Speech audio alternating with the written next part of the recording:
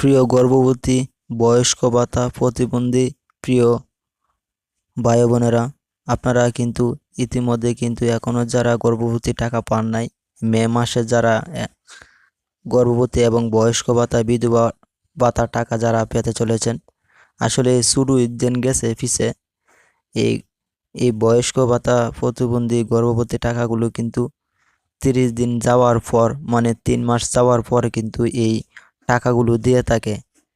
আসলে এই শুরু ঈদের মধ্যে কিন্তু পুরোপুরিভাবে কিন্তু 30 দিন কমপ্লিট হয় নাই, 3 মাস কমপ্লিট হয় নাই। আপনাদেরকে কিন্তু এই টাকাগুলো কিন্তু বয়স্ক ভাতা, বিধবা ভাতা এবং গর্ভবতী ভাতা টাকাগুলো কিন্তু দেওয়া হয়েছে।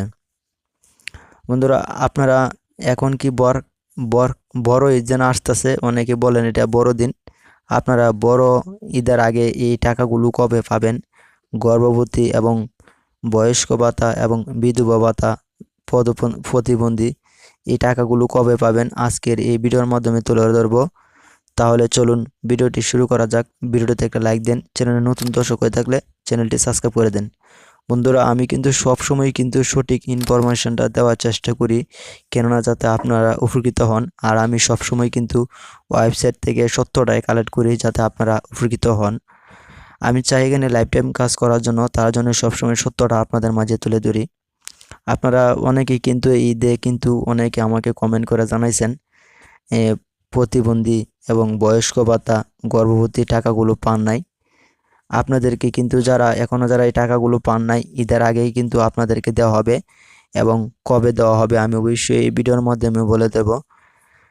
আপনারা যারা এই অনেকে আছেন তৃতীয় কিস্তি টাকাগুলো পান নাই, আপনারা কিন্তু যে সামনে চতুর্থ কিস্তি টাকাগুলো কিন্তু আপনারাই কিন্তু সবাই কিন্তু পাবেন।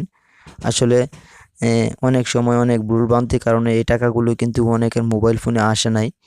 আমার এলাকারই অনেকে আমার সাথে কথাবার্তা বলছে, তাদের ফোনে টাকাগুলো আসে নাই এবং কিসের জন্য আসে নাই আমি অনেককে অনেকভাবে কথাবার্তা দিয়ে বুঝাইছি। আসে নাই এখন 3 কিস্তির টাকা, সামনে যে 4 কিস্তি আসতেছে, এই 4 কিস্তির টাকা কিন্তু একবারে কিন্তু আপনারা পেয়ে যাবেন। বন্ধুরা, এখন কিন্তু যে মাসটা চলতেছে এপ্রিল মাসের, যে আজকে কিন্তু রবিবার 5 তারিখ, এই এপ্রিল মাসে আপনারা কিন্তু সামনে যে মাসটা আসবে, এই মাসটা কিন্তু এখন কিন্তু শুরু হয়েছে মে মাসে।